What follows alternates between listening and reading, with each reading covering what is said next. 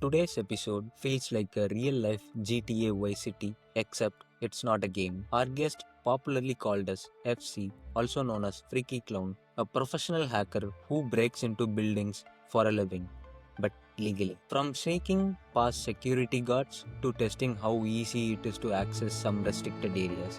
His job sounds straight out of a movie. FC has also been into cybersecurity since his early days of internet, and he is one of the top experts in physical penetration testing. He is also the co-founder of a company called Cygenta, which helps in business improve their security by looking at the bigger picture, technically, physically, and even human weaknesses. If you are into hacking, real world security, or just love thrilling stories, this episode is packed with full of gems. This is Abhisek, and you are listening to the Abhisek Cast. Yeah. So, hey FC, welcome to the show. Happy to have you here. So, Ah, can you walk us through your early part of your journey? So, how you got into cybersecurity? What was your schooling about? What did you study, and what made you curious to get into cybersecurity? all right. So this is kind of interesting because I have been in cybersecurity really before it was an industry. I'm really fortunate that I'm old enough to predate stuff like the World Wide Web, right? So when I first started out tinkering with computers, they were, they were computers that didn't even have a keyboard. Right, the first computer I had little toggle switches. And then later on, they became little analog controllers that you'd like hook up to your TV. Um, like I say, I was around when the World Wide Web was given out to the world, and I remember seeing the very first web page and having it there and clicking on a link and just being amazed by it. So my journey into cybersecurity is probably a lot different to a lot of people's because it grew up around me. I was tinkering with computers. I was really interested in that. I was looking whilst I was going through school. The just at the end of my schooling, the BBC Micro computer came out, which is around like if you can Google that, you'll see how old I am. And so there were no courses in cybersecurity. There were no courses in computing. I remember sitting in like the computer room, working out, reading the manuals. Back when I was that young, all computers that you got came with a thick manual of how to use it. And later on, when the Commodore 64 came out, and I had one of them, all you got was a blue screen with a little accent, and that was it. You had to type everything yourself. So you had to learn how to code just to do something. So yeah, that my journey into it is very different because I'm basically self-taught, and that fortunately has changed. Where so many courses out there now, so many free resources on the internet that you can look at, so many communities around, just like the one that you're creating here on this podcast and around you is like, there's so many more resources now that I just couldn't have even imagined as a kid. So that's really my journey is I kind of tagged along as it grew up into an industry.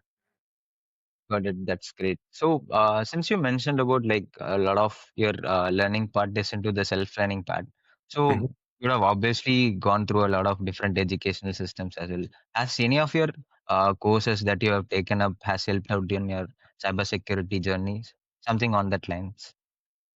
Um, Yeah, it's kind of interesting. A lot of the courses I've taken has just been because whatever job I've been in required me to do those courses and certificates. Currently, as of right now, I don't hold any certificates. I let them all lapse, because I'm the co-founder of a company, and that really comes with a lot more gravitas than like a couple of certificates. I'm not trying to find a job, and I probably, hopefully, never will be. Hopefully, I'll stay in my own company for as long as I can. So certificates and courses and stuff like that, they don't really interest me enough to go and do them. I do see a lot of courses out there that I think, if I had time, if I wasn't working like so many hours in a month, like maybe I'd have time to like go through and watch a few things. But mostly, I will go and find a specific thing if I need to learn more about it, right? So, for example, if I'm doing a pen test for a client and there's a very specific piece of hardware or a specific piece of software, I will go and do a deep dive into that rather than trying to do an all-encompassing course. So that's really where I sort of see courses and certificates in my life, which is probably very, very different to most people's. Makes sense. So, your path into cybersecurity and the episode that I listened to on Darknet Diaries was fully completely into physical penetration testing part. So, why is it a physical penetration part? So, when we take cybersecurity right now, even right now, people, if they want to get in, they start with application security, network security. Back Mhm. then, like decades back, you were into physical penetration tests. So, why did you choose that, and what made you exit into that? Okay, so yeah, I'm probably more well known for my physical security stuff than I am my digital hacking stuff. Despite having several CVEs and decades of experience doing digital hacking, the physical stuff, it kind of draws people's attention. Like, it's always fun when you can say, "Hey, I remember the first time I kidnapped someone," or "Hey, I remember the first time I was asked to steal a helicopter," or "the first time I stole a gold bar." Like, they're quite impactful because people don't get to do that all the time. Whereas anyone can literally go on the internet and do web app hacking, right? Which is one of my favorite things. I love doing it. How did I get into it? Well, that's again, I'm really fortunate that I was around before it became a thing. So how I got into it, it didn't really exist around me. So for example, I was basically doing just normal pen testing for a company, and I would go on to the client's site because everything was not in the cloud. The cloud didn't exist then. So everything was like mainframes and stuff like that. So I would go into their sites, and as I was doing my normal hacking stuff, I would note down on a piece of paper, a separate piece of paper, some of the physical security issues that I would come across whilst like going in and out of the building. And so they would get their nice pen test report at the end of the day or end of the week or whatever, however long it is. And then I would slip in this note, and it would be like 5 or 6 things. And I'd be like, "Hey, all of this network stuff that you've got going on, that's bad, but these things are worse, right? You need to work on these physical security issues." And then that list would grow. Like every time I'd go in, I'd notice more. So different clients got different things. And then eventually one of our clients came to me after I gave like a half a page report on their physical security stuff. They came to us and they said, "Hey, FC, like, we really love what you did here. Is there any way that you can do just that part? We're not worried about the pen testing part, but just the physical assessment part on one of our other buildings, because we think it's probably even worse." And so I worked out a way with my employer at the time to figure out how we're going to offer this. And then once we started offering it to one person, other clients wanted it as well. And so it was kind of like the birth of that. I don't want to say like I invented it because other people were doing it way before I was, but it wasn't well known. Like, you didn't go on the internet and Google, all right, we need like physical penetration testers or red teaming or whatever. It was like, it was word of mouth. And that's how I got involved in that. Great. That's great to know. So to touch upon a little bit more about physical penetration testing. So let's say if you are getting an engagement, so how do you work on the reconnaissance part? So how does active and passive reconnaissance work on it? So do Yeah. you actually do like run a like fly a drone and see how the building looks, or you go in person and check out the building? So I do notice that one of the thing which you mentioned on Darknet Diaries, where you called up your friend and wanted to check out a building which is abroad, and Oh, as soon God. as you get in, you have like 300 cameras inside. So how do Yeah. the reconnaissance part work out? So reconnaissance is the biggest, most important part of any testing, right? Whether or not that's hacking or network or web app or physical, right? Because if you don't do a good enough job on the recon, you're going to do a poor job doing the actual thing. So I spend 90% of my time on a physical test will be on the reconnaissance. Now that could be like a couple of hours, or if I haven't got long, or it can be literally a whole week or 2 weeks, depending on how much the client's paying and what we're trying to achieve.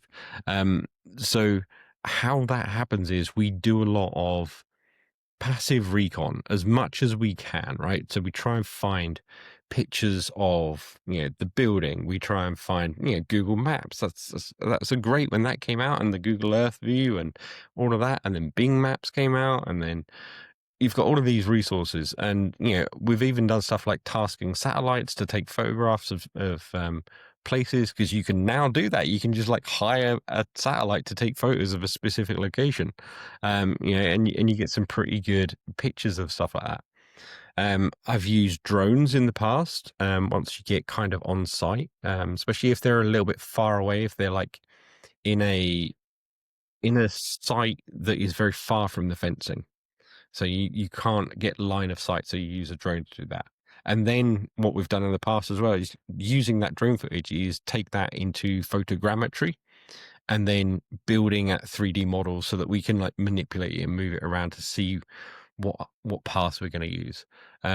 We've sometimes used the attack framework, which is amazing if you've never used it. For plotting out courses, you can go and get architectural plans, for example. You can get like most states or places or councils will require you to put in plans if you're doing any type of alteration. They're also good, and you can overlay all of these into attack, and then it's great because then you can see everything and you can kind of work out what the building looks like inside as well.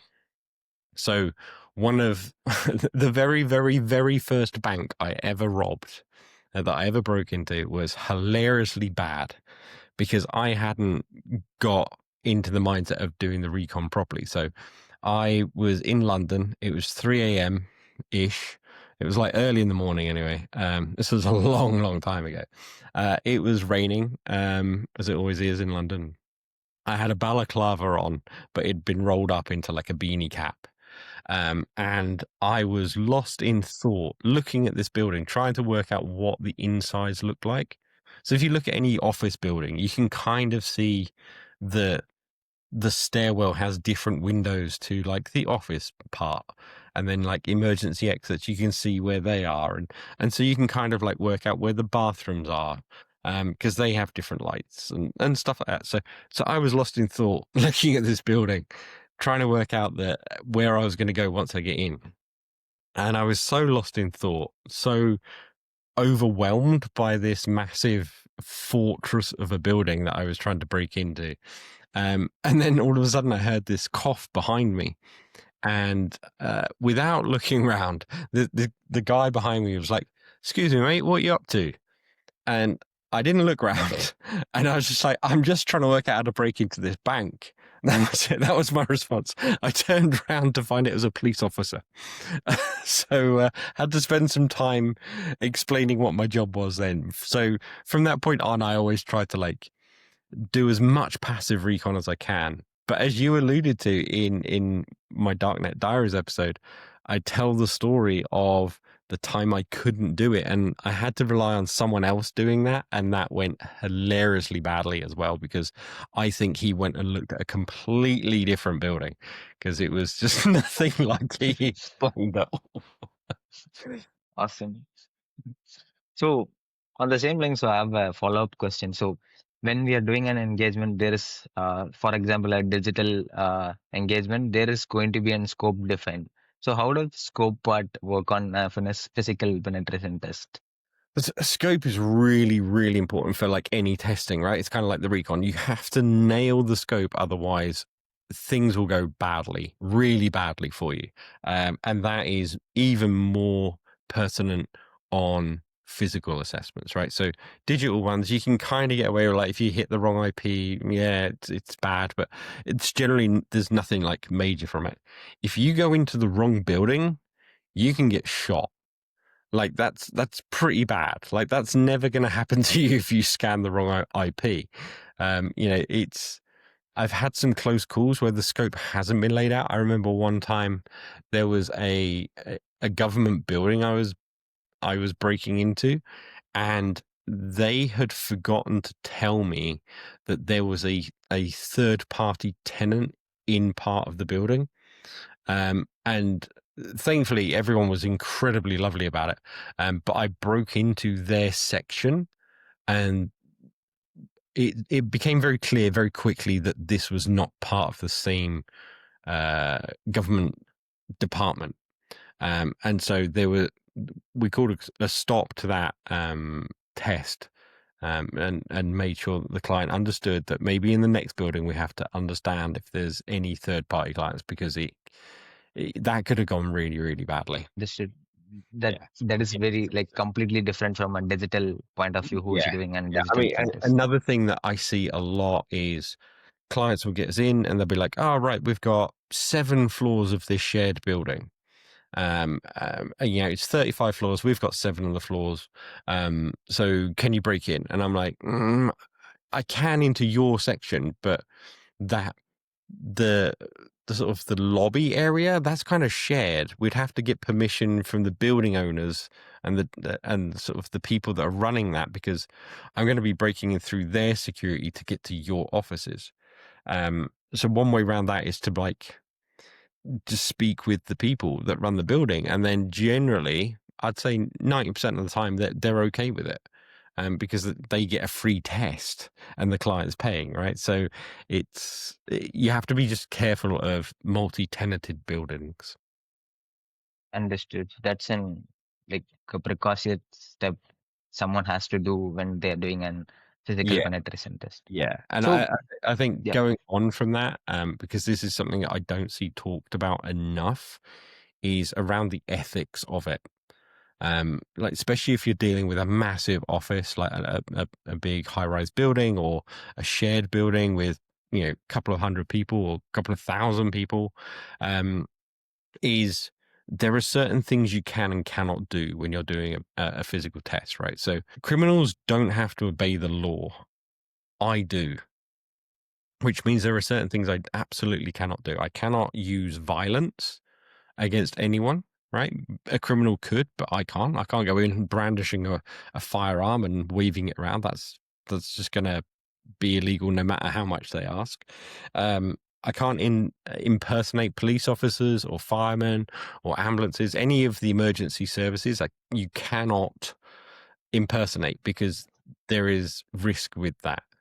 You can't, for example, set off the fire alarms, which is something that a lot of people think you should do.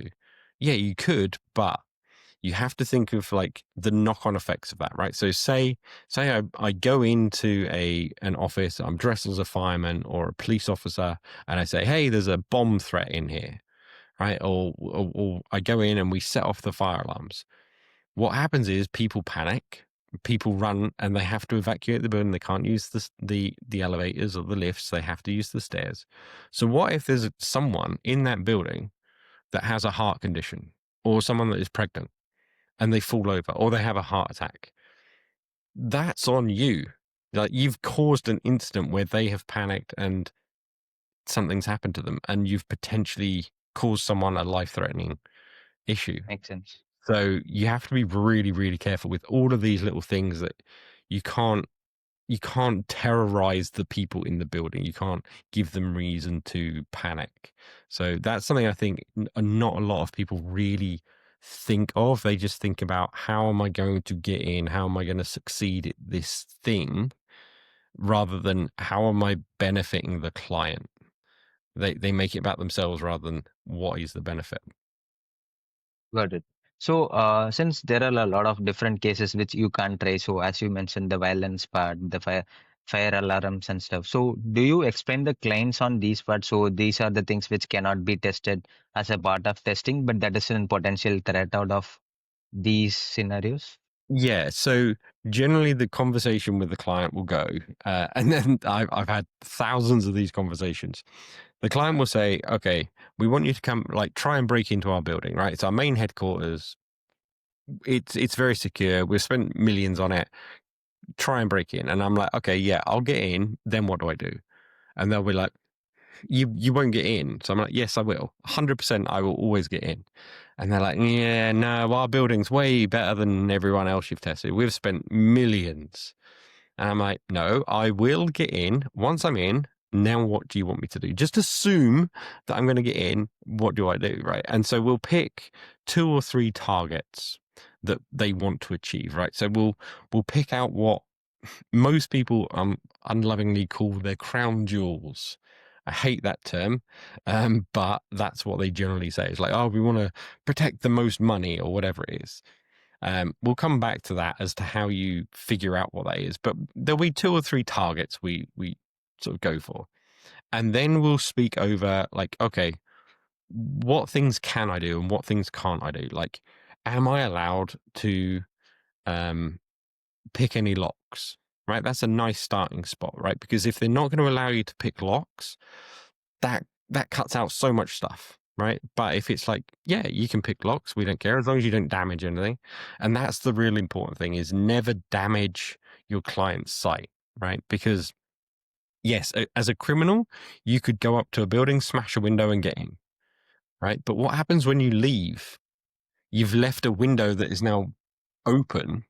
It's the same as if you like jam a door open or if you jam a window open or something like that. Like, you have now left an actual new security hole that that a criminal could come past and be like, hey, the window's broken, there's some computers, I'll steal that.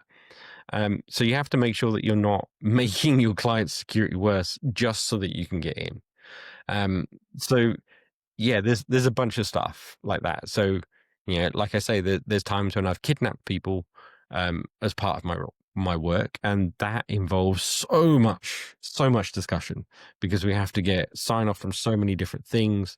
It's rare that you'll ever get that opportunity. But stuff like, can I smash a window? That's almost never going to be signed off either. Can I pick a lock? Yes, it probably is. Can I climb in via the roof? Yeah, that's probably allowed.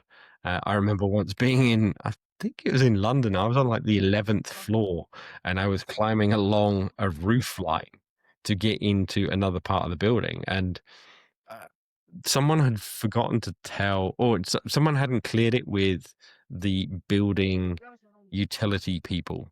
And so they came up because there was an alarm on the window.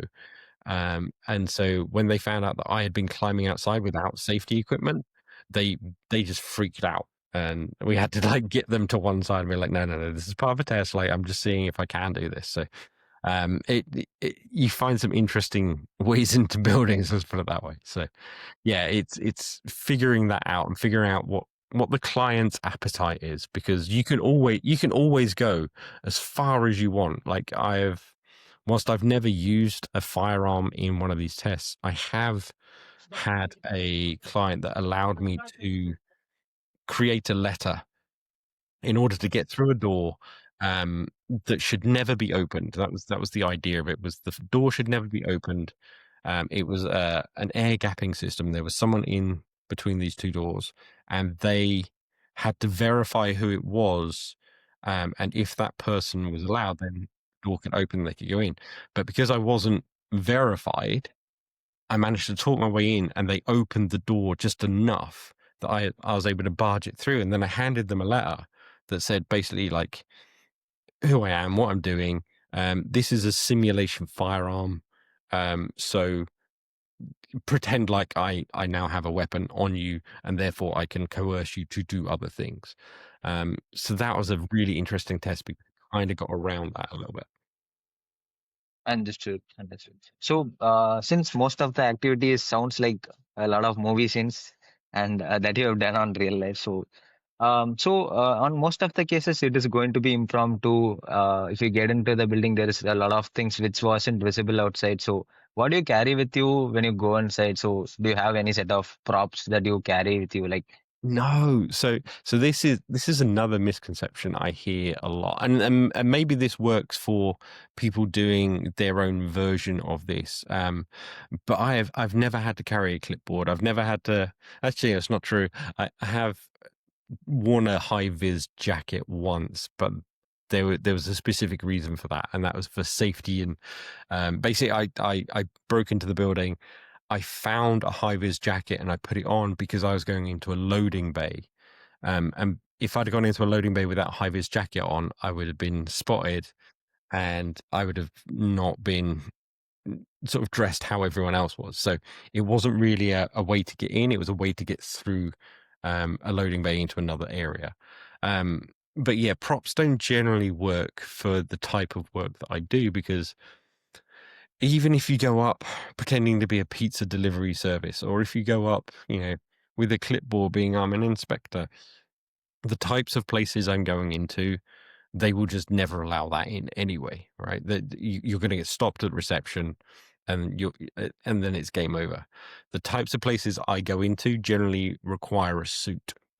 So always dress appropriately to your target, right? So I've got loads of examples of this. For example, I once broke into a investment bank, and I got onto a specific floor, and I got told off immediately. As soon as I walked through the door, someone in that office picked me out and was like, "What the hell are you doing?" And I was like, "Shit, I'm busted already." And he's like, "You're not wearing a tie." And so he opens his drawer and he just throws a silk tie at me to put on, because that was their dress code. And that was it. They didn't care what I was there to do or who I was. They just wanted to make sure I dressed appropriately. I had another time where I had to break into, again, it's a financial institute, and everyone I'd observed in the recon phase, they wore hand stitched suits. They wore $1,000 shoes and like Rolexes and stuff. So if I'd have gone in wearing like my Apple Watch and dressed like this, it wouldn't have worked. So I had to get a hand stitched suit and nice shoes and like a nice Rolex, and then I could walk in and I could be part of that team.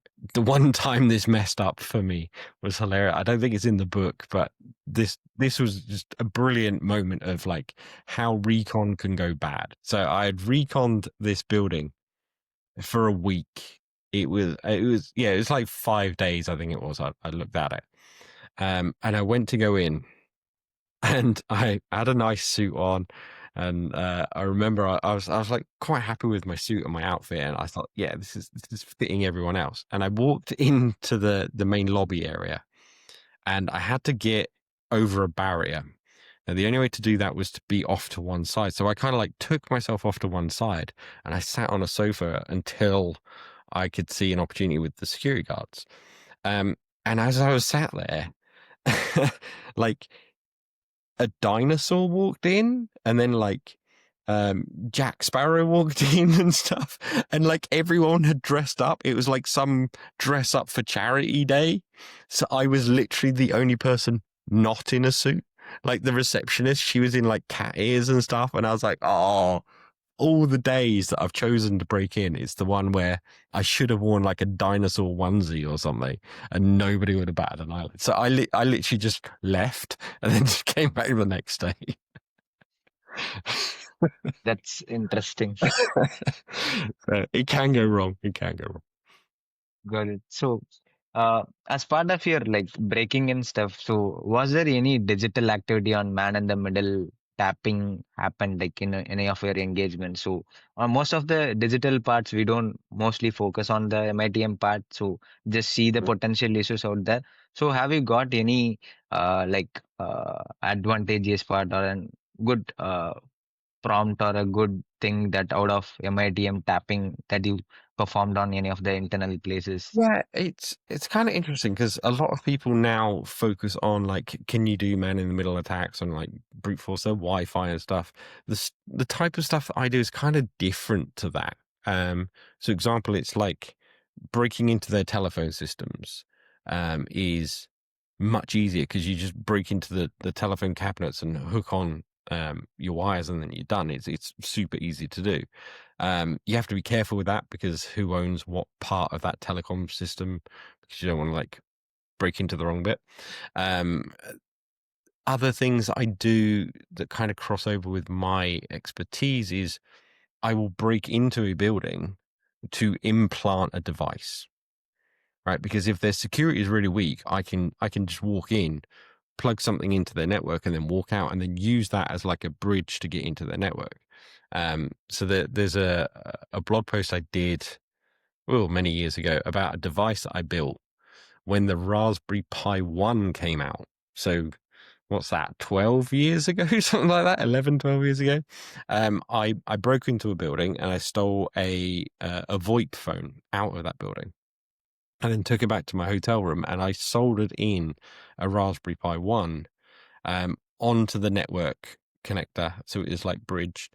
And then I also hooked up power from that VoIP phone straight into it. This is all inside the phone.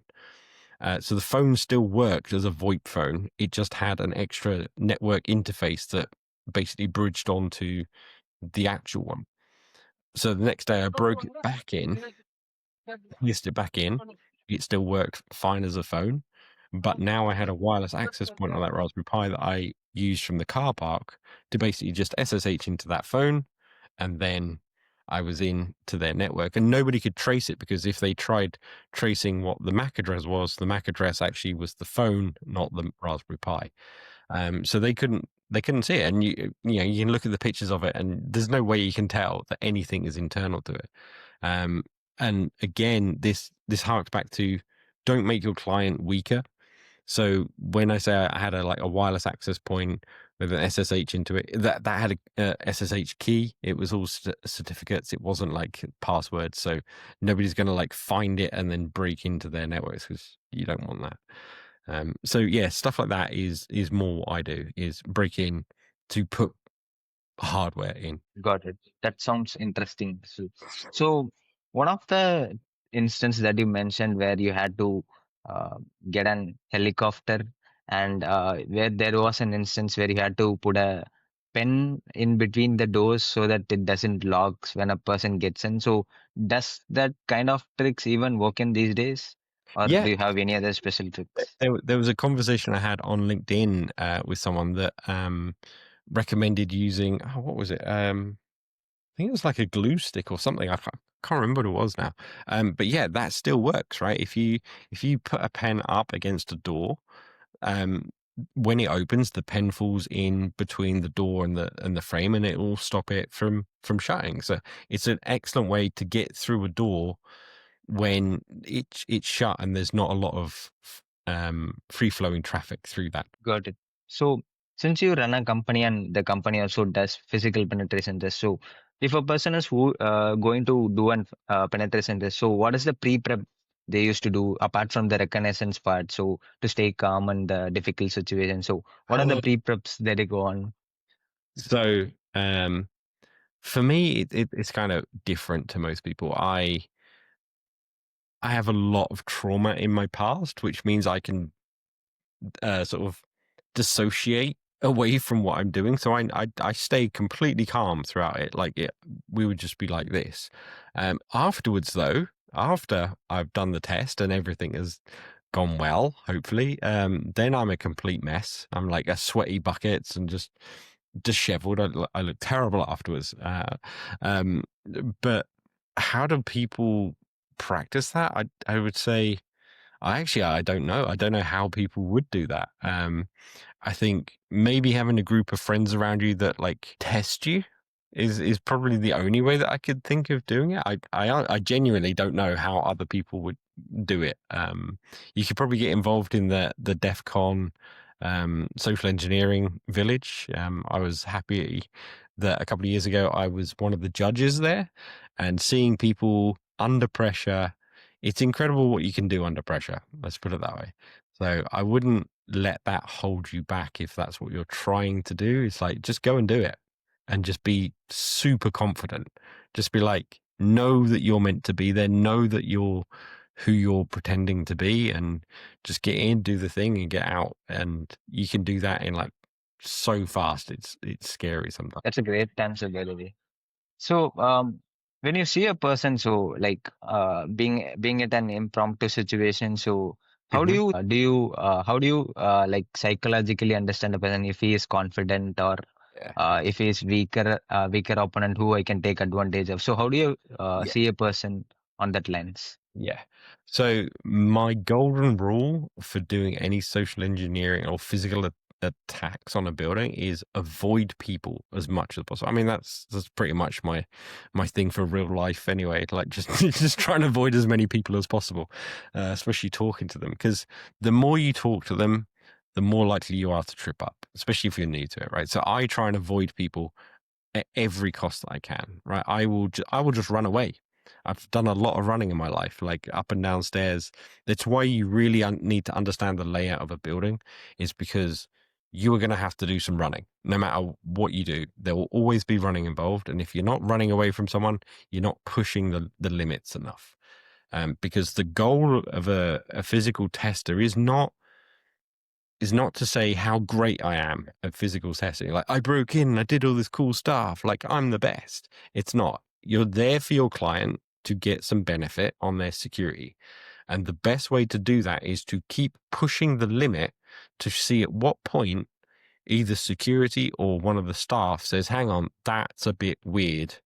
I need to do something about it. And they will intervene. So that's the idea behind it, is what can you do? So if you're not pushing the limits enough that security are chasing after you, then you're doing your client a disservice. You have to be pushing stuff all the time. So you're going to do some running. And if you're not running, you're not pushing it enough, right? So understanding the layout of the building is very key for this, because you'll have to find like the hidey holes and the shortcuts and everything like that. One of the things I do is I open every cupboard, no matter what it is. I open that door, right? If it's locked, then if I think it's worthwhile, I'll pick the lock and we'll get through. I once found a hidden underground garage full of Ferraris and BMWs by opening the wrong cupboard door, which security weren't even aware existed, this extra little tunnel that I'd found. So yeah, it's worth doing that. I've completely forgotten what the question was. I've gone completely off tangent. That's fine. The question was into the understanding the psychological part, yes, to understand every person. Yeah, so you can't really instantly tell how someone's going to react to you. But what you can do is you can trick other people into thinking you're more important than you are. So one of the very, very first things that I do when I break into a building, the first thing I'll do is I'll go and find a bathroom, right? The bathroom allows you to lock yourself in, recompose yourself, and just be like, right, okay, what is my plan? Now I've done this part. That was the hard part. Where am I going to go now? Right. And you've got the mental map, you've got your target involved.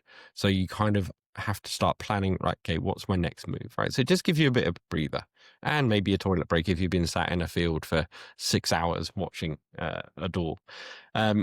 So do that. And then when you come out of there, go to the highest point in the building that you can.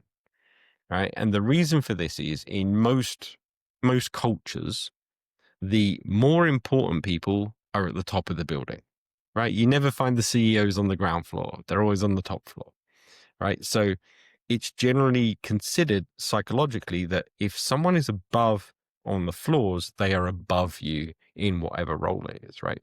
So if you run upstairs as quickly as possible, right? You get to the highest point you can, and then you work your way down the building to wherever your target is.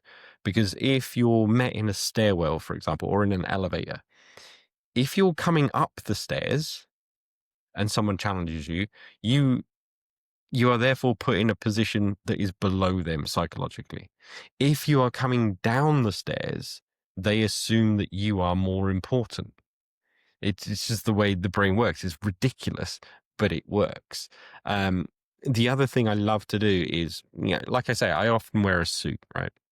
So what I'll do is I'll get to the top floor and then I'll take my jacket off. So I'm just in a shirt, because that gives me loads of opportunities where if I haven't got my pass, I can be like, oh, can you let me through this door because I've left my pass in my jacket. So nobody breaks. Again, this is a little psychological trick, because nobody breaks into a building wearing just a shirt, right? They break in and they'll look like they've got a full suit. So the more you can make it like you've got a desk somewhere and you've discarded some of your items, then it makes you seem like you belong in that building, because visitors wouldn't take their jacket off unless they were staying there all day. So it just gives you those little psychological edges. Another thing I like to do is I will carry a drink around, and I'll carry a a chocolate bar, some sort of candy bar in the other hand, right? Because if I'm trying to get through a door and I need to tailgate through, right, there's a chance that if I'm not if I'm not holding anything, if I walk up to the door and someone opens that door and then I try and tailgate them, then what's going to happen is they're going to ask me who I am, right? If, however, I'm approaching with a drink in one hand and a chocolate bar in the other, what I can do is I can put the chocolate bar in my mouth, right? And then I can reach with the spare hand to grab the door, right? Now, if they turn around to ask me anything, I can't let go of the door to get the candy bar out. And I can't speak because I got a candy bar in my hand. So I can all I can then do is just like nod or just sort of use hand movements. So they know that they can't speak to me and I can't give an answer. So they're not going to confront me as much. It's bizarre, but it has worked hundreds of times. It's fantastic. It also means that I can eat something as well whilst I'm walking around. And that's another little psychological trick as well. Like if you're looking for an attacker, someone that's broken in, they are not casually walking around like sipping a drink or eating a chocolate bar. That's not how people attack a building, right? So you're less likely to consider me a threat because I'm walking around with a drink and a chocolate bar. So loads of little things like that subtly say that you are part of that building is probably, there's loads of little things like that. That's an amazing answer. So that like makes sense a lot. So understanding people in that way. Yeah. And to go through a little bit about Cygenta, so you bring in a lot of different services to the field. So into technical part, human engineering part, physical penetration testing part. So how does your day look like? So how does your company works? So Oh, wow. what are the things like that? Yeah. Okay, so Cygenta was formed by myself and my wife. So my wife is way more accomplished in cybersecurity than I am. She is a world leader in understanding the human behaviors of cybersecurity, right? So why people behave the way they do, why they click on the link when they shouldn't, and what their thought processes are. And she figures out like what is the culture within your company, because that's the most important part. And then she'll come in and say like, we've done this assessment of how the culture is in your company. Here's how you should change it for the better so it's more secure, because it doesn't matter if you've spent millions on your digital security and millions on your physical security. If the cybersecurity culture of the people is not up to scratch, then that means for nothing, because then they're not going to care if someone walks in and starts plugging stuff in. So that's the side that she brings. And, amazingly, she got awarded a medal by the King of England for her work in what she does, which is amazing. And she's written, I think, 4 books now. I've only written 1.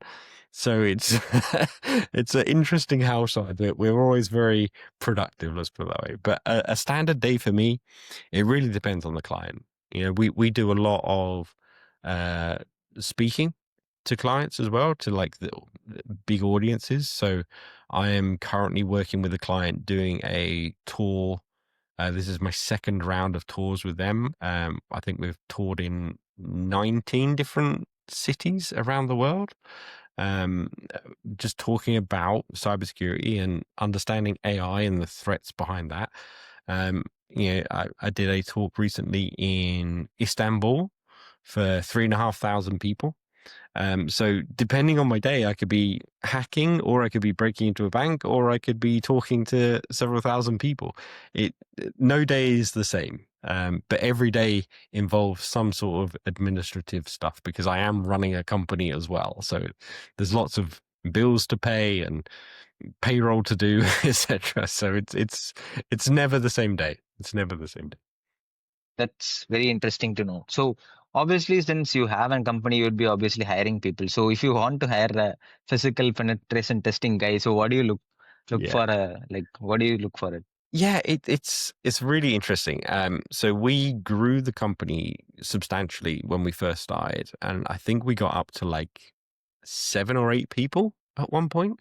But we discovered that doesn't really work for us. So now we are just a company of 4 people. So we have some background staff that do some stuff for us, and then my wife and I deliver most of the work. So we're not hiring. Unfortunately, I do get an email probably every week saying, "Hey, are you hiring? I'd love to work with you." But unfortunately, at this time, we're very happy with the size of the team that we have and the team that we're working with. Okay. So like the question was more into like I wanted to understand like if we are hiring for an digital penetration testing role, will you obviously looking into the skills part. So Oh, I see. on a Yeah, yeah, physics, yeah. Okay. uh, I misunderstood the question. Right. So, no problem. I don't believe that there is a physical security certificate.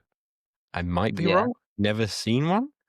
Um, I don't know how someone would get into it in that sense, right? So how every person that I know that does physical security testing has got into their role has been to join a larger company, right? Join a big pen test firm that also does physical stuff. And then you switch from your digital team to the physical one because most the truth of the matter is there is not a lot of physical security work out there, right?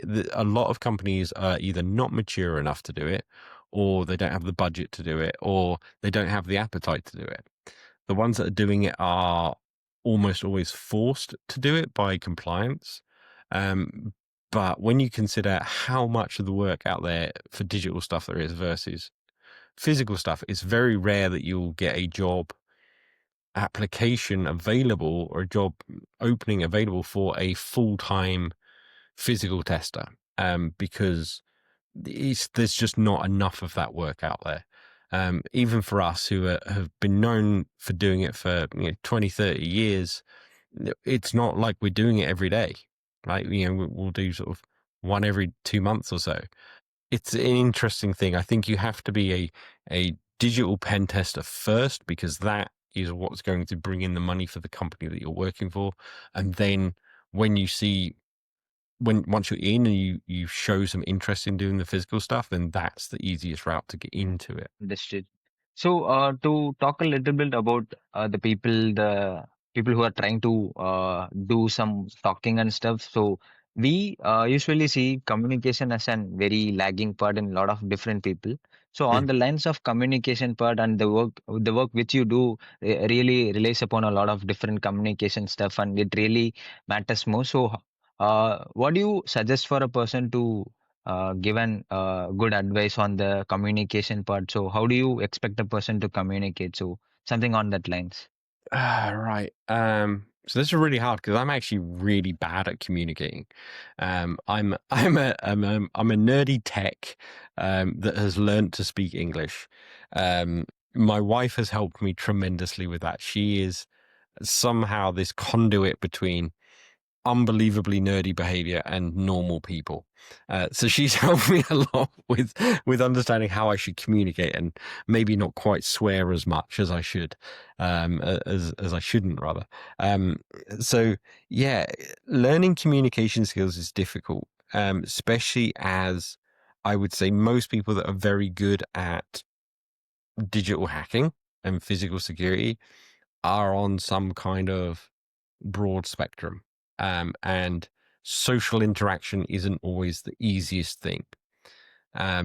It's understanding patterns. That's probably the best way that I can put that is communication is about understanding what other people are expecting of you and then communicating that. And I think there are ways that you can communicate because different people l- learn different ways, right? So, for example, I know some people that just love to read, right? So we do blog posts so that people can read the same content as we're putting into our YouTube, right? So I have a YouTube channel, Mr. Freakyclown. You can find it on YouTube. Um, it, I try my best to simplify everything I can. So I'll try and take a really complicated subject and try and simplify it as much as I can because as long as you can communicate down to a level that is required, then I think you're doing a good job. I've probably done a very bad job of explaining this, and this is what I mean. It's like I'm not I'm not the best at communicating. Understood. Yes. So to understand a little bit more about the gaps on the physical testing part, so what do you see as an unexplored area? So underestimated parts on physical penetration testing From the tester side or from the client side? I mean, um, from the tester side. from the tester side, I'd say the biggest flaw that I have seen, right, and the one that I myself has personally addressed, is that physical testing is done incorrectly. It's wrong. It doesn't add value to the client in the way, right? So I'll try and explain this and clarify what I think around this and how I have changed my approach to our clients, right? So years gone by, someone would say, "Hey, can you break into our building?" And I would come along, or most people would go along to this and be like, "Yes, right." So we tailgated our way through the door, right? Or we found an open window and we crawled through it. Great. How does that really help the client, right? So the client gets the report and it says, okay, physical security wise, they tailgated someone through a door, and then they got into an office building and they stole some files, and they just walked out because we have nothing stopping people from leaving. That doesn't really help the client, right? Because they've spent tens of thousands of pounds, and all they get in their report is someone tailgated through a door or they broke in through a window. That gives them one physical security issue, really, right? And that's not even like tailgating is not even a physical security issue. That's a cultural issue. So have you really done a physical penetration test? No, right? You've highlighted one particular part. Maybe, and I've had this happen a couple of times where they ask you to break into the same building several different ways, right? And now they've got a slightly bigger report. It's like, okay, we managed to tailgate in through reception. We managed to tailgate in through the loading dock. We managed to break into the roof and then through a door on the roof. So yeah, great. You've got three physical security issues in your report. Well, that's a bit crap, right? Because that's like saying, oh, we did a web app pen test of your new web application and we found a SQL injection. Done.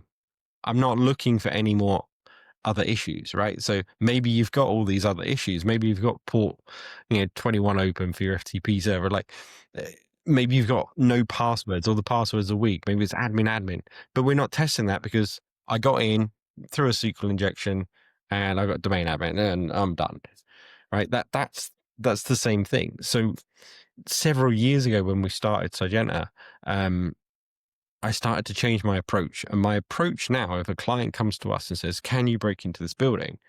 I'll be like, "Yeah, 100%, right? I've been doing this for 30 years. I 100% success rate in breaking into stuff, right? So I know absolutely I'm going to break into your building.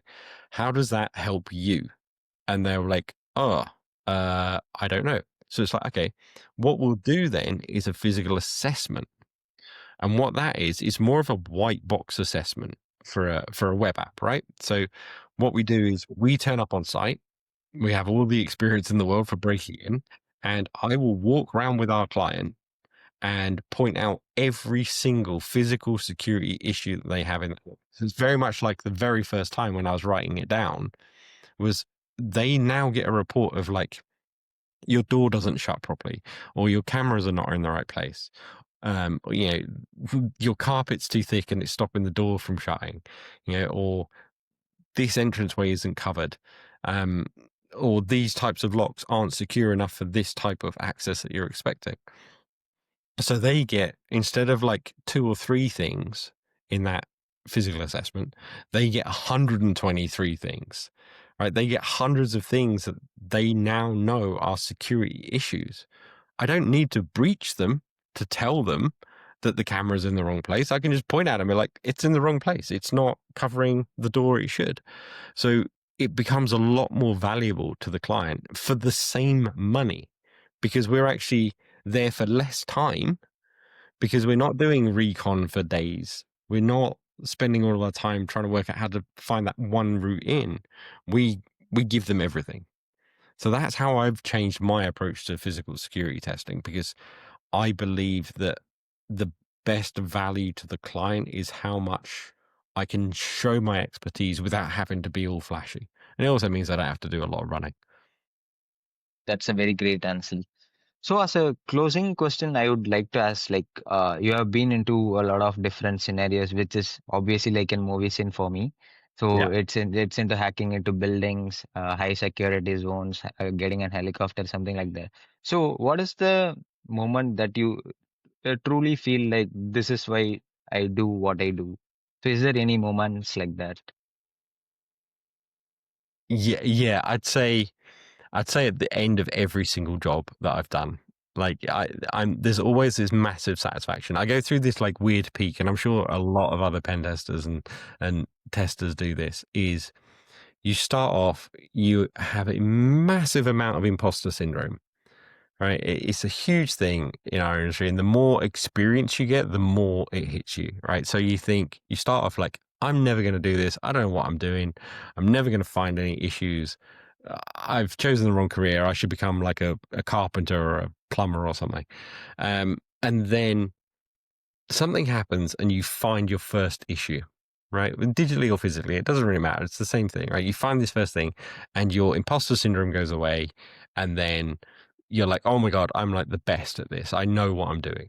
And then something will happen and it'll probably go down again. You'll be like, oh, what was I thinking? I am an imposter. I don't know what the hell I'm doing. I'm never going to find anything good, because I found this one little thing and it didn't turn out into what I was expecting. So, woe is me. And then the next day you start off and it goes up again. And then towards the end, you kind of, then this always, I don't know if this happens with everyone else, but this happens with me.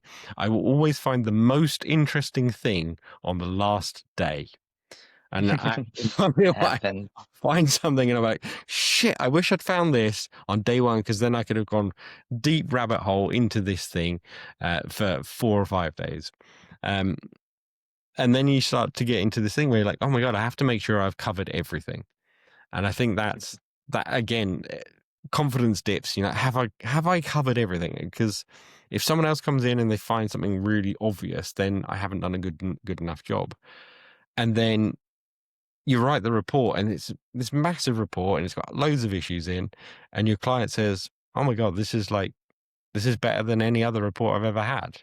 And then you're like, oh, okay, yeah, okay, I do know what I'm doing. I have been understanding what I'm meant to be doing. Yeah. So I have therefore brought some value to my client. And that's the biggest